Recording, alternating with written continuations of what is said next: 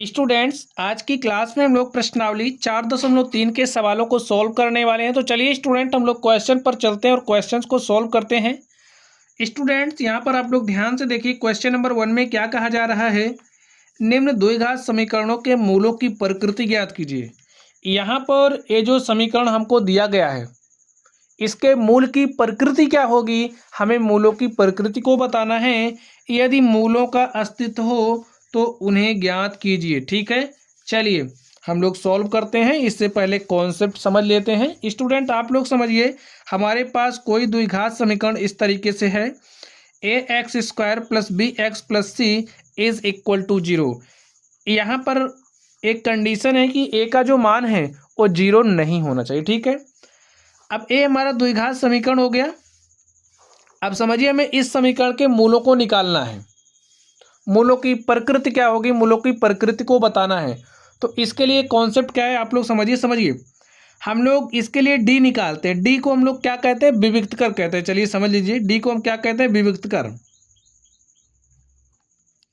और जो हमारा डी होता है वो बराबर होता है किसके, b² - 4 टाइम्स ऑफ AC के। ठीक है, अब ये जो डी है, डी का मान बड़ा होगा 0 से। अगर डी का मान बड़ा है 0 से, तो इस केस में जो मूल मिलेंगे, जो मूलों की प्रकृति होगी, वास्तविक होगी। ठीक है, मूलों की प्रकृति कैसी होगी, वास्तविक होगी। और जो मूल हमें मिलेंगे वो अलग अलग मिलेंगे। ठीक है, वास्तविक और अलग अलग मूल मिलेंगे। चलिए, अब दूसरी कंडीशन क्या है, जो हमारे मूल हैं उनकी प्रकृति क्या होगी, कब, जब d बराबर 0 है। जब d बराबर 0 होगा तो इस केस में जो हमारे मूल होंगे वो वास्तविक तो होंगे और एक समान होंगे। ठीक है भाई, द्विघात समीकरण है तो दो मूल मिलेंगे। इस वाली कंडीशन में दोनों मूल हमारे अलग अलग होंगे, इस वाली कंडीशन में दोनों मूल एक समान होंगे, एक समान मूल। ठीक है, चलिए नेक्स्ट बात कर लेते हैं। अब अगर हमारा d का मान छोटा हो गया 0 के, तो स्टूडेंट इस केस में हमें कोई भी वास्तविक मूल नहीं मिलेगा। तो कोई वास्तविक मूल नहीं होते हैं,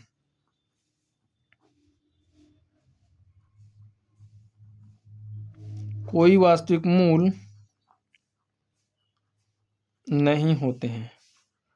तो इस बात का आपको ध्यान रखना है और इसी कॉन्सेप्ट का यूज करके हम लोग इन प्रश्नों को सॉल्व करने वाले हैं। चलिए हम लोग क्वेश्चन को सॉल्व करते हैं। क्वेश्चन को आप लोग ध्यान से देखिए, हमें क्या दिया गया है, हमें दिया गया है 2x² -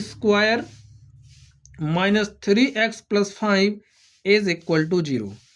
अब हमें इसके मूलों की प्रकृति को बताना है। इसके लिए हम क्या निकालेंगे, विविक्तकर निकालेंगे। और विविक्तकर निकालने के लिए क्या करते हैं, सबसे पहले भाई आपको बी, ए और सी का मान चाहिए, ए बी और सी का मान चाहिए। तो यहाँ पर ये जो समीकरण दिया गया है, इसकी तुलना आप किससे करोगे, ax² + bx + c = 0 से आप इसकी तुलना कर लीजिए। यहाँ पर ये जो समीकरण, इसकी तुलना इससे करिए तो यहाँ से आप पाएंगे जो x² का गुणांक, a और a बराबर, देखिए यहाँ से क्या आ जाएगा, 2। इसी तरीके से b की बात करेंगे तो b = हमारे पास -3 हो जाएगा। c की बात करेंगे, c = 5 हो जाएगा। अब देखिए विविक्तकर क्या होता है, विविक्तकर निकालने का हम लोग फॉर्मूला जानते हैं। फॉर्मूला हमारा क्या है, d = होता है b² - 4ac।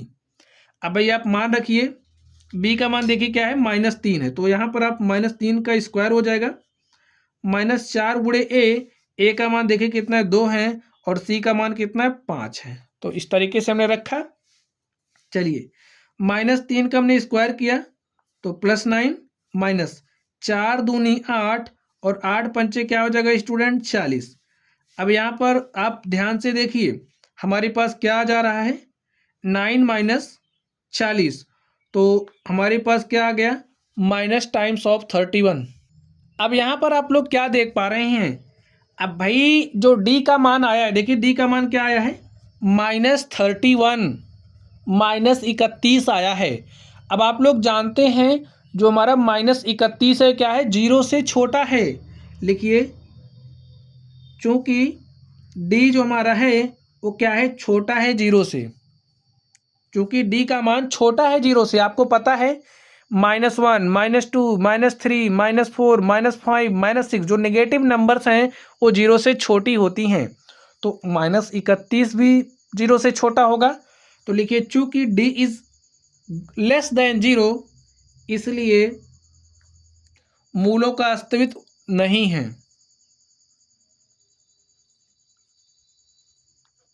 अब वास्तविक मूलों का अस्तित्व ही नहीं है तो मूल कहां से हम निकालेंगे, अस्तित्व नहीं है। अब जब मूलों का अस्तित्व है ही नहीं तो हमें मूल निकालने की ज़रूरत नहीं है।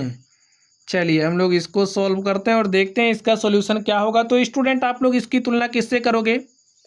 चलिए लिख लेते हैं एक बार, 3x² - 4 times of √3x + 4 is equal to 0। अब यहाँ से इसकी तुलना आप करिए, ax² + bx + c is equal to 0 से। तो आप पाएंगे a का मान 3 आ जाएगा, b का मान हमारे पास -4 √3 आएगा और c का मान 4 हो जाएगा। अब भाई विविक्त कर निकालना पड़ेगा। विविक्त कर निकालने का फॉर्मूला क्या होता है, b² - 4ac, और b का मान रख दीजिए -4 √3 का स्क्वायर -4 टाइम्स ऑफ a का मान 3 है और c का मान कितना है, 4 है। सॉल्व करिए। अब देखिए, -4 √3 का आपको स्क्वायर करना है तो क्या लिखोगे भैया, 4 का स्क्वायर -4 का स्क्वायर 16 हो जाएगा, √3 का स्क्वायर करोगे तो 3 आ जाएगा। ठीक है, 4 तियाँ 12 चौके 48 यहाँ से आ गया, और 16 तियाँ 48, 48 - 48 करोगे तो क्या हो जाएगा, 0। अब यहाँ पर आप क्या देख पा रहे हैं, डी बराबर है 0 के। हमने आपको दूसरे कॉन्सेप्ट में सिखाया था। क्या सिखाया था, जब हमारा डी इज इक्वल टू 0 है तो इस केस में वास्तविक और बराबर मूल होते हैं। ठीक है, चलिए, तो इस केस में क्या होता है, वास्तविक और एक समान मूल होते हैं। डी बराबर 0 पर लिखिए, चूंकि डी बराबर 0 अतः मूलों का अस्तित्व है। ठीक है, डी बराबर 0 पर वास्तविक मूलों का अस्तित्व होता है। चलिए, वास्तविक मूलों का अस्तित्व है, यहाँ पर वास्तविक लिख लीजिए, वास्तविक मूलों का अस्तित्व है। अब जब मूलों का अस्तित्व है तो हमें मूलों को निकालना है। तो चलिए हम लोग मूलों को निकालते हैं। स्टूडेंट्स, हमारा जो मूल होता है, मूल निकालने का एक फॉर्मूला होता है। फॉर्मूला क्या होता है, आप लोग इस फॉर्मूले को समझ लीजिए। अब हमारे पास अगर कोई इस तरीके से द्विघात समीकरण है तो इसके मूलों को आप गुणनखंड विधि से निकाल सकते हैं। और एक हमारा फॉर्मूला होता है, फॉर्मूला क्या होता है, -b ± √b² - 4ac अपॉन में क्या होता है, 2a। a हमारा मूल निकालने का फॉर्मूला होता है। तो यहाँ पर हम फॉर्मूला मेथड यूज़ कर रहे हैं। ठीक है, चलिए फॉर्मूला अप्लाई कर दीजिए। x इज इक्वल टू, देखिए क्या आएगा, फॉर्मूले में क्या है, -b। चलिए यहाँ पर फॉर्मूला लिख दे रहे हैं, -b ± √b² - 4ac अपॉन में क्या हो जाएगा, 2a। -b, तो देखिए b का मान कितना है, -4√3, यहाँ पर माइनस पहले से ही है और यहाँ पर -4√3 हम लिख रहे हैं। ठीक है, प्लस माइनस b² - 4ac। देखिए b² का मान हमने किया तो हमारे पास क्या आया था, 48। b² - 4ac का मान 0 आया, लिख दीजिए। और यहाँ से 4ac कितना है, 4 तियाँ 12 चौके 48, मान यहाँ से भी रख लीजिए, मान तो वही आना है। 2 इंटू में a, और a का मान देखिए क्या है, 3 है। हल कर लीजिए इसको, देखिए क्या आता है, माइनस माइनस क्या हो जाएगा, प्लस 4√3 प्लस माइनस, देखिए 48 में से 48 घटाओगे 0 हो जाएगा, और यहाँ पर 2 तियाँ 6। अब स्टूडेंट आप देखिए हमारे पास मूल क्या आ गया, x is equal to 4√3 upon में 6। भाई एक बार हम +0 लेते हैं और दूसरी बार क्या लेते हैं, -0। अब आप बताइए हमारे पास क्या हो जाएगा यहाँ से, चलिए इस बात को हम लोग यहाँ पर लिख दे रहे हैं। यहाँ पर लिख रहे हैं, देखिए अब x इज इक्वल टू क्या हो जाएगा, 4√3/6। और देखिए इसमें से आप, इसमें आपने जीरो जोड़ा तो ये आ गया, और इधर देखिए x इज इक्वल टू क्या हो जाएगा, 4√3/6। भाई मूल तो बराबर ही आने थे, क्योंकि हमारा जो विभक्त कर d बराबर 0 के था, तो मूल देखिए क्या क्या आ गया, 4√3/6, 4√3/6। सॉल्व कर लीजिए, 2×3=6, 2×2=4, 2×2=4, 2×3=6। तो क्या आ गया देखिए, x का मान 2√3/6, और यहाँ पर भी आ गया 2√3/6। तो लिख दीजिए, अतः जो हमारे मूल हैं, लिखिए अतः मूल 2√3 में कितना है, 2√3/3।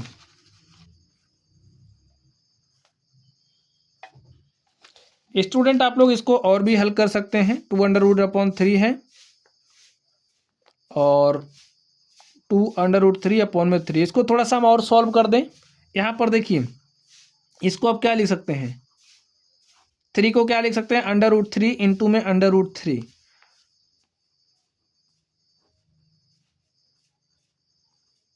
ठीक है, इस √3 से a√3 कैंसिल होगा, इससे a, तो हमारे पास जो मूल हैं 2/√3, 2/√3।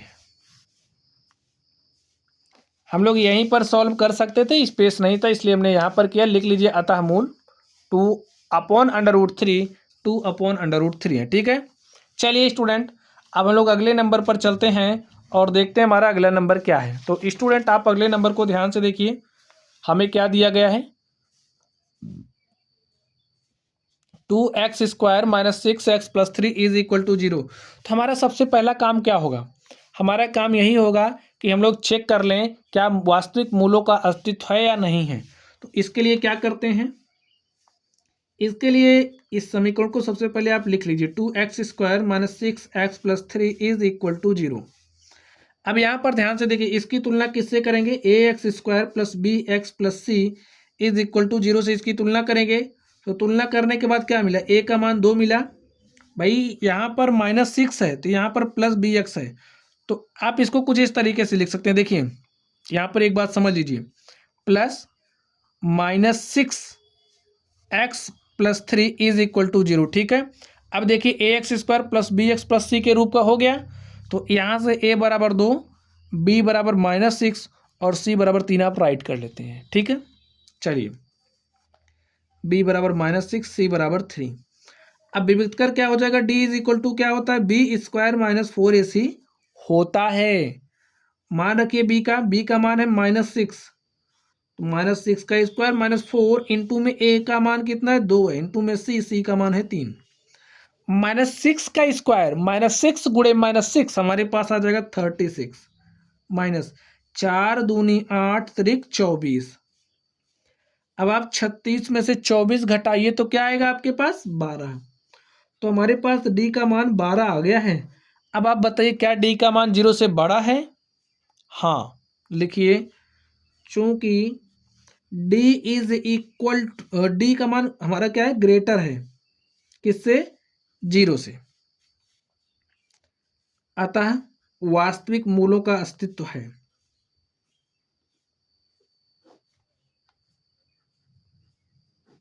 मूलों का अस्तित्व है।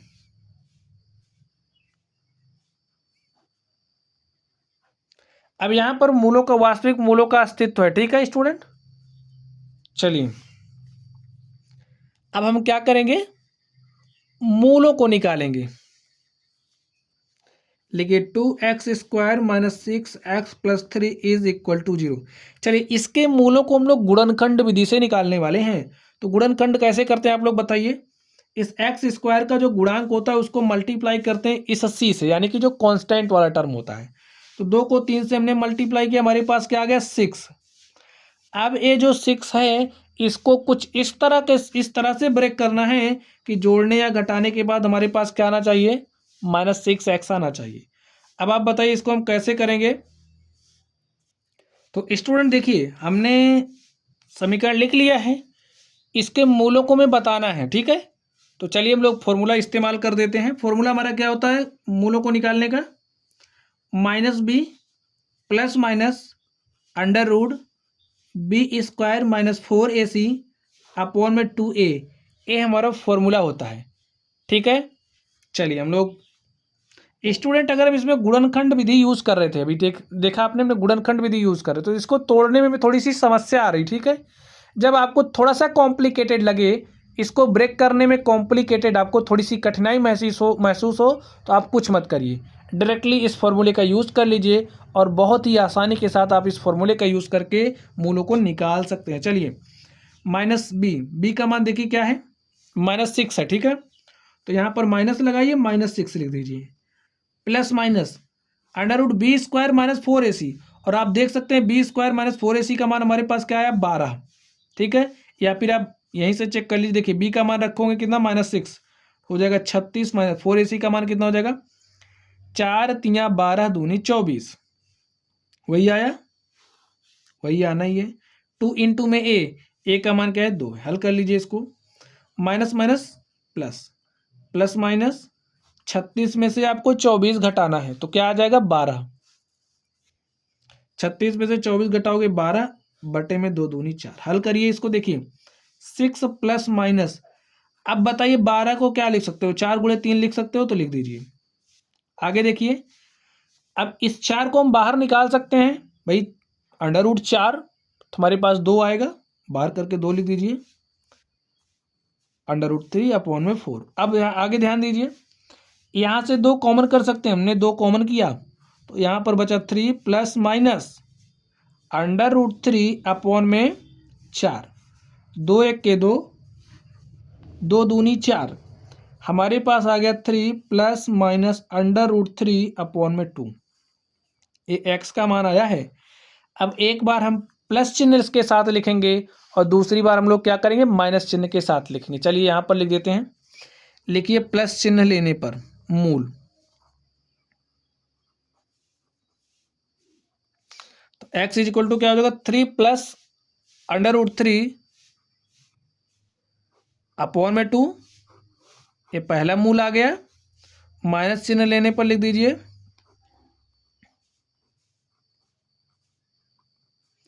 x इज इक्वल टू क्या हो जाएगा 3 माइनस अंडर रूट 3 अपॉन में 2, और ए हमारा दूसरा मूल आ गया, ठीक है स्टूडेंट। तो इस तरीके से हमने मूलों को निकाला और देख सकते हैं जो मूलों की प्रकृति है वो कैसी है, वास्तविक मूलों की प्रकृति है। तो कब मूलों की प्रकृति वास्तविक होती है और कब मूलों का अस्तित्व नहीं होता है, कब मूल हमारे बराबर होते हैं और कब मूल हमारे अलग अलग होते हैं, इन सारी बातों को आज की क्लास में आप लोग समझ गए होंगे। चलिए स्टूडेंट अब हम लोग नेक्स्ट क्वेश्चन पर चलते हैं और देखते हैं हमारा अगला क्वेश्चन क्या है। तो स्टूडेंट आप लोग क्वेश्चन नंबर 2 को ध्यान से देखिए। क्वेश्चन नंबर 2 में क्या कहा जा रहा है, निम्न प्रत्येक द्विघात समीकरणों में k का ऐसा मान ज्ञात कीजिए कि उसके 2 बराबर मूल हों। अब 2 बराबर मूल होने की कंडीशन क्या है आप बताइए। चलिए हम इस सवाल को सॉल्व करते हैं, आप सोच करके बताइए। डी हमारा जो मूल होते हैं, दोनों मूलों के जो मान है कब बराबर होते हैं। चलिए लिखिए इसकी तुलना आप करिए, kx+3 इज इक्वल टू 0, इसकी तुलना आप करिए किससे, जनरल समीकरण से, ax² + bx+c is equal to 0 से। a का मान आपको क्या मिल रहा है देखिए 2, b का मान क्या मिल रहा है आपको k, c का मान आपको क्या मिल रहा है 3, c का मान मिला आपको 3, हमें k का तो मान निकालना है, कोई बात नहीं हम लोग निकालेंगे। चलिए बराबर मूल होने की हमारी कंडीशन क्या होती है लिखिए,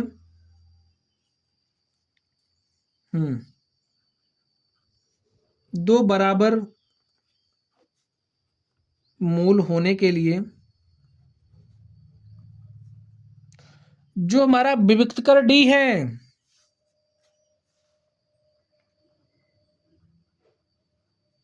विविक्तकर जो डी है उसका मान बराबर होना चाहिए 0 के, ठीक है। इसी केस पर हमें दोनों मूल बराबर मिलते हैं तो डी का मान हमारा 0 के बराबर होना चाहिए। अब डी होता क्या है आप बताइए, बी स्क्वायर माइनस 4ac के, तो हमारा बी स्क्वायर माइनस 4ac 0 के बराबर होना चाहिए। अब बी का मान देखिए क्या है, के है, तो यहाँ पर आप के का मान रखोगे तो के स्क्वायर 4 इंटू में ए का मान 2 रखिए, इंटू में सी का मान 3 रखिए और बराबर दिखा दीजिए 0 के। चलिए के स्क्वायर 4 दूनी 8 त्रिक 24 इज इक्वल टू 0। और स्टूडेंट यहां से आप देखिए के स्क्वायर इज इक्वल टू क्या हो जाएगा 24, ठीक है। के बराबर क्या हो जाएगा प्लस माइनस अंडर रूट 24, और 24 को क्या लिख सकते हैं, अब आप लोग बताइए 24 को क्या लिखा जा सकता है, 4 गुणे में 6। ऐसा क्यों कर रहे हैं अभी आपको पता चल जाएगा। 4 का हम ले लेंगे वर्गमूल, देखिए अंडर रूट 4 को बाहर निकालिए क्या हो जाएगा 2 अंडर रूट 6, और के इज इक्वल टू आ गया है plus minus twice times of under root 6, और हमें के का मान निकालना था, हमने के का मान निकाल लिया है। देखिए कितनी आसानी के साथ हम लोगों ने के का मान निकाल लिया। चलिए दूसरे नंबर पर चलते हैं। सबसे पहले इसको आप जनरल फॉर्म में चेंज करोगे, तो जनरल फॉर्म में चेंज करने के लिए क्या करेंगे भाई, मल्टीप्लाई कर दो, के एक्स को मल्टीप्लाई करिए एक्स माइनस 2 से, हो जाएगा के x square minus twice times of के एक्स, ठीक है। भाई इससे मल्टीप्लाई किया के एक्स स्क्वायर, के एक्स को 2 से माइनस 2 से मल्टीप्लाई किया तो माइनस 2 के x plus 6 is equal to 0, इतना आया। चलिए आगे देखते हैं हम लोग। अब आप लोग आगे ध्यान से देखिए, इसकी तुलना किससे करेंगे, a x square plus b x plus c is equal to 0 से तुलना करिए। ए का मान देखिए आपको क्या मिल रहा है, ए का मान मिल रहा है के, और बी की बात करें देखिए बी का मान क्या मिल रहा है -2k, और सी का मान मिला 6। अब भाई दोनों मूल बराबर होने चाहिए, और दोनों मूल बराबर होने के लिए क्या कंडीशन है लिखिए, दो बराबर मूलों के लिए